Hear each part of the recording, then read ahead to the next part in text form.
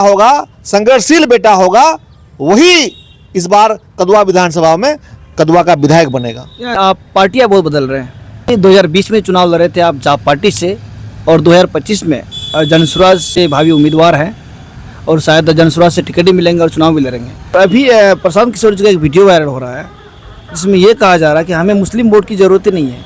उस वीडियो का क्या मतलब है? क्या जनसुराज बिहार में किसी को हराने के लिए चुनाव लड़ रहे हैं, खुद जीतने के लिए लड़ रहे हैं? नमस्कार, आदाब, आप सभी का स्वागत है। मैं अनुज कुमार, आप देख रहे हैं न्यूज़ 24 भारत लाइव। बिहार में विधानसभा चुनाव होने और बिहार में विधानसभा चुनाव को लेकर पार्टियों की क्या तैयारी है और जो उम्मीदवार मैदान में हैं उन लोग क्या तैयारी है, उन्हीं को जानने के लिए हम लोग आज पहुंचे हैं कदवा विधानसभा में। और कदवा विधानसभा में उस शख्स से मिल रहे हैं जो कोई पहचान के मोहताज नहीं है। यानी कहा जाए तो मैं इस वक्त डॉक्टर एम.आर. हक साहब के साथ हूँ, और क्या मुद्दा है इस विधानसभा चुनाव को लेकर, किन मुद्दों को लेकर विधानसभा चुनाव में उतरे हैं, ये जानने के लिए उनसे बात करेंगे और आपको दिखाएंगे कि आखिर किन मुद्दों को लेकर इस बार विधानसभा चुनाव में उतरे हैं। बहुत स्वागत है डॉक्टर साहब, कैसे हैं आप? बिल्कुल, अल्लाह का करम है, भगवान का दया है, मैं ठीक हूँ। जन संघर्ष कर रहा हूँ, चुनाव की तैयारी में जुटा हुआ हूँ। इस वक्त कदवा विधानसभा में हैं और कदवा विधानसभा से आप जाने माने उम्मीदवार हैं, और पिछले बार भी विधानसभा चुनाव लड़े थे। इस बार आपका एक स्लोगन चला हुआ है, लोकल लाओ कदवा विधानसभा बचाओ। आखिर बाहरी से दिक्कत क्या है? देखिए अनुज जी, ये कहा जाता है जो जिस मिट्टी में पैदा होता है उस मिट्टी का दर्द को वो अपना दर्द समझता है। अगर हमारे क्षेत्र में, हमारे गांव में, हमारे पंचायत में कहीं कोई समस्या है तो उस समस्या से जनता के साथ साथ वो लीडर भी जूझता है, चूँकि वो वहाँ का निवासी होता है, तो इसलिए वो हमेशा उस समस्या को दूर करने के लिए वो तत्पर होता है। इसीलिए हम लोगों ने एक नारा दिया था कि लोकल लाओ कदवा विधानसभा बचाओ, और पैराशूट उम्मीदवार जो पार्टी के द्वारा थोप दिया जाता है अब कतई बर्दाश्त नहीं किया जाएगा। और ये जो नारा आज से 3 साल पहले हमने जगह जगह कदवा विधानसभा में घर घर मैंने पर्चा साटा, लोगों के बीच गया, ये मुहिम को चलवाया, और ये नारा नहीं रह गया बल्कि एक नैरेटिव सेट हो गया है कदवा में कि जो भी होगा हर हाल में कदवा विधानसभा का लायक बेटा होगा, ईमानदार बेटा होगा, शिक्षित बेटा होगा, संघर्षशील बेटा होगा, वही इस बार कदवा विधानसभा में कदवा का विधायक बनेगा। शकील अहमद खान साहब जो है ये भी तो कटिहार के रहने वाले हैं। नहीं, ठीक है, कटिहार के रहने वाले हैं, मैं क्या कहता हूँ कटिहार के रहने वाले नहीं हैं, लेकिन कदवा विधानसभा में उनका जन्म नहीं हुआ। कदवा विधानसभा में मेरा जन्म हुआ, जो मैं स्थानीय हूँ, तो मैं यहाँ का इस मिट्टी का दर्द और इस मिट्टी का समस्या को अपना समस्या समझता हूँ। तो मैं उस समस्या का समाधान के लिए हमेशा संघर्ष कर रहा हूँ और करता रहूँगा। लेकिन जो बाहरी विधायक होंगे या बाहरी कैंडिडेट होंगे जो सिर्फ पार्टी के सिंबल पे आया, उनको पार्टी बुलाया और पार्टी के नाम पे, गठबंधन के नाम पे, भाजपा का डर दिखा करके इंडिया गठबंधन, ये एक नैरेटिव सेट करके जीता। लेकिन उनको जो है हमारा जो अमूलचूल समस्या है या जो मिट्टी का समस्या है, जो यहाँ का स्थानीय समस्या है, उनसे वो कोई वाकिफ नहीं है, या वाकिफ है भी तो उनको वो दरकिनार कर देते हैं। उनको ये लगता है, नहीं, उनको ये लगता है कि हमको पार्टी के नाम पे, गठबंधन के नाम पे वोट तो मिलेगा ही, मैं समस्या का समाधान क्यों करूँ। इसीलिए मैं कहता हूँ कि स्थानीय लाओ, लोकल लाओ, कदवा विधानसभा बचाओ। देखिए, ये तो रही महागठबंधन के जो उम्मीदवार हैं उनकी बात। और भी पार्टियां हैं, एनडीए की तरफ से भी जो उम्मीदवार हैं, कहीं ना कहीं वो लोकल के होंगे, तो लोग आपको क्यों चुनेंगे? नहीं, मैं ये कह रहा हूँ ना, जो भी हो, चाहे वो इंडिया गठबंधन की हो या महागठबंधन का हो या जनस्वराज का हो, जो भी हो वो लोकल होना चाहिए। और लोकल में अगर सपोज दैट लोकल में तीनों गठबंधन, एनडीए गठबंधन हो या इंडिया गठबंधन हो या जनस्वराज हो, अगर तीनों लोकल कैंडिडेट दे देता है तो फिर जनता के पास ये चॉइस होगा कि इस तीनों लोकल कैंडिडेट में हमारे क्षेत्र के लिए संघर्ष कौन किया, किसने लाठी खाई पुलिस का, कौन जेल गया, कौन मुद्दे को लेकर लड़ा, कौन बिजली का समस्या को लेकर रोड पे भूख हड़ताल किया, कौन पुल पुलिया के लिए भूख हड़ताल किया, जनसंघर्ष किया, कौन जाकर के हर मुद्दे को मीडिया के सामने रखा। ये ईमानदारी से प्रयास कौन कर रहा है, और उनमें से जो जनता के नज़र में आएगा वो जनता उसको चुन लेगी। एक व्यक्तिगत सवाल करना चाहूँगा मैं आपसे। आप मेडिकल ऑफिसर भी रह चुके हैं। जी, जी। जब लोग यहाँ पे नौकरी के लिए दर दर भटक रहे हैं, लोग की नौकरी नहीं मिल रही है, आप मेडिकल ऑफिसर की नौकरी छोड़कर राजनीति में आए, आखिर ऐसा क्यों? देखिए अनुज जी, ये मेरा निजी राय था। मैं 2010 से 2012 तक मैं medical officer government of Bihar के पद पे था, और मैं अपना बखूबी अपना कार्य को जिम्मेदारी के साथ निभाया। मेरा मधेपुरा में पोस्टिंग था, फिर मेरा ट्रांसफ़र बांका ज़िला में हो गया। वो तो खैर रूटीन प्रक्रिया था, लेकिन मैं जिस दर्द को लेकर जी रहा था, मैं कदवा विधानसभा में पैदा हुआ, और कदवा विधानसभा का जो समस्या को मैं देख रहा था, मुझे लग रहा था कि जो भी लीडरशिप है, आज हमारा कदवा जो है एक सबसे ऐसा लग रहा है कि आदिम युग में ही यहाँ के लोग जी रहे हैं। ऐसा है, ये चीज़ है। यहाँ पे सबसे ज़्यादा कमी आपको, आप जाके देख लीजिए कि मेरा कदवा में जो इंफ्रास्ट्रक्चर डेवलप होना चाहिए था, जिस तरह से वो इंफ्रास्ट्रक्चर डेवलप नहीं हुआ। मैं आप जाकर देखिए, आप रयापुर तैयबपुर घाट में या कुजीबड़ा घाट, आज मैं जब से बचपन से ही मैं देख रहा हूँ कि हर दिन वहाँ से हज़ारों की संख्या में लगभग 5 से 10 हज़ार लोग आना जाना करते हैं। और किस मुसीबत से जब बाढ़ का समय आता है, बारिश का समय आता है, उस मुसीबत को, उस दर्द को मैं बयान नहीं कर सकता हूँ। तो आज तक ये वहाँ पे रयापुर तैयबपुर घाट या कुजीबड़ा घाट में पुल क्यों नहीं बना? आज तक आप देखिए, मीनापुर से लेकर दरियापुर तक जो रोड है, वहाँ आदमी तो आदमी के, जो बांध पे जो सड़क है, आदमी तो आदमी के, जानवर को भी चलने में दिक्कत हो रहा है। आज तक वो ऐसा क्यों, वहाँ पे उस सड़क का पक्कीकरण और चौड़ीकरण क्यों नहीं हुआ? इसी तरह से अनेकों समस्या, हमारा बलियाबरण प्रखंड जो बनना चाहिए था, वो लीडरशिप की इच्छा शक्ति के अभाव में नहीं बना, आज तक वो नहीं बना। अनगिनत समस्या, आज एक अच्छा सा अस्पताल नहीं है कि रात के 12 बजे किसी को अगर सांप काट ले, अगर किसी को डॉग बाइट हो जाए, किसी को कुत्ता काट ले, डिलीवरी प्रसव पीड़ा से लेकर कोई महिलाएं हमारी बहन पीड़ित हो जाए तो उनका वह सुरक्षित वहाँ डिलीवरी हो जाए, ऐसा कोई ऐसा अस्पताल नहीं है हमारे ये इलाके में। तो इस तरह से जो कठिनाइयाँ हैं, तो इस कठिनाई को मैंने महसूस किया, और मुझे लगा कि जो लीडर है, कोई भी लीडर जो है, इलाके का लीडर ही आपके इलाके का भाग विधाता होता है। अगर आपकी लीडरशिप अच्छी है तो आपके इलाके में तरक्की होगी, अगर उसकी इच्छा शक्ति अच्छी होगी तो वो वहाँ के समस्या को अपना समस्या समझेगा। किसी भी इलाके का तरक्की, वहाँ का डेवलपमेंट इलाके के लीडरशिप पे डिपेंड करता है। लेकिन आज तक हमारे इलाके में अच्छी लीडरशिप की कमी रही, इसी के कारण आज इलाका हमारा पिछड़ा हुआ रहा।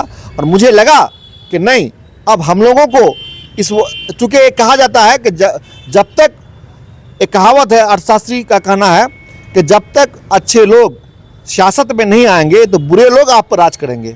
तो पढ़े लिखे लोगों को आना चाहिए, डॉक्टर्स को आना चाहिए, इंजीनियर्स को आना चाहिए, वकील को आना चाहिए, लॉयर को आना चाहिए, प्रोफेसर को आना चाहिए। कब से आप राजनीति में? इसीलिए मैं अब नौकरी छोड़ करके राजनीति में आया हूँ, और मैं चाहता हूँ कि हमारा कदवा आगे बढ़े, एक मॉडल कदवा बने। देखिए, लोग ये भी कह रहे हैं कि आप पार्टियां बहुत बदल रहे हैं, क्योंकि 2020 में चुनाव लड़े थे आप जाप पार्टी से, और 2025 में जनसुराज से भावी उम्मीदवार हैं, और शायद जनसुराज से टिकट ही मिलेंगे और चुनाव भी लड़ेंगे। आखिर आप इतना पार्टियां क्यों बदल रहे हैं? देखिए, मैं 2012 से राजनीतिक जीवन शुरू किया हूँ। उससे पहले मैं डॉक्टरी मेडिकल ऑफिसर के पद पे था। 2012 में मैं आम आदमी पार्टी ज्वाइन किया, और 2012 से लेकर के लगातार 2020 तक पार्टी का एक सच्चा सिपाही होने के नाते हमने आम आदमी पार्टी के लिए जो उसका मैसेज था उसको घर घर तक पहुंचाया। कदवा विधानसभा में एक अच्छी छवि बन गई थी पार्टी की, और लोग मुझे चाह भी रहे थे कि मैं विधानसभा पहुंचूं। लेकिन इतना प्रयास और इतना मेहनत करने के बाद जब चुनाव लड़ने की बारी आई पार्टी की, तो पार्टी ने यहाँ से चुनाव लड़ने के लिए मना कर दिया। पार्टी का फोकस बिहार में था ही नहीं। अब पार्टी का जो ऑर्गेनाइजेशन स्ट्रक्चर होना चाहिए था वो भी यहाँ डेवलप नहीं हुआ था। जब पार्टी चुनाव लड़ने के लिए मना कर दिया, फिर मुझे लगा कि आपको लगा कि जनता को लगा था उससे? नहीं, मुझे लगा कि इसके लिए जनता के पास जाना चाहिए कि मैं क्या करूं, चुनाव लड़ूं या नहीं लड़ूं। तो मुझे जनता ने सजेशन दिया कि नहीं, आपको चुनाव लड़ना चाहिए। उसमें दो ऑप्शन था मेरे पास, निर्दलीय या फिर किसी पार्टी से। तो मुझे वहाँ पर एक मिस हुआ कि मुझे वहाँ निर्दलीय चुनाव लड़ना चाहिए था। मैं पार्टी में का दामन थामा जाप का, और फिर मैं उस पार्टी से चुनाव लड़ा। लेकिन विडम्बना देखिए कि जाप जो पार्टी थी वो पार्टी का भी विलय कांग्रेस में हो गया। तो मैं फिर कहीं का नहीं रहा। तो मैं इंडिपेंडेंट तौर पर फिर उसके बाद लगातार काम किया, लगातार जन समस्या को समाधान के लिए, चाहे वो बिजली का मुद्दा हो, चाहे पुल पुलिया का मुद्दा हो, भ्रष्टाचार को ख़त्म करने के लिए आवाज़ उठाना हो। प्रशांत किशोर जी का एक इंटरव्यू देख रहे थे, उसमें वो ये कह रहे थे कि जनसुराज जिस पार्टी के उम्मीदवार को चाहे वो हरा सकते हैं। क्या जनसुराज बिहार में किसी को हराने के लिए चुनाव लड़ रहे हैं, खुद जीतने के लिए लड़ रहे हैं? आज 243 सीट पे कौन सी पार्टी लड़ रही है? जो भी गठबंधन में है, कोई भी पार्टी को 243 सीट पे नहीं लड़ रही है जनसुराज के अलावा। जनसुराज किसी को हराने या किसी को जिताने के लिए नहीं लड़ रही है। जनसुराज का एक ही मिशन है कि बिहार जो गरीबों का फैक्ट्री और पलायन का हब बन चुका है, बिहार के ऊपर जो एक बेमारू राज का ठप्पा लग गया है, उस कलंक से निकालने का वो एक मिशन है जनसुराज। इसके लिए वो लड़ रहा है कि वो अपनी सरकार जब बनाएगा तो जो हमारा मूलभूत जो 5 काम जो बिहार में होना चाहिए था, जो बेरोजगारी का जो सवाल है, उस पर आज देखिए कि पलायन सबसे बड़ा मुद्दा है बिहार में। हर गांव से हजारों की संख्या में युवा पलायन करते हैं। किसके लिए? अपना रोजी रोटी की चलाने के लिए, अपना पेट के लिए, अपने परिवार को पालने के लिए।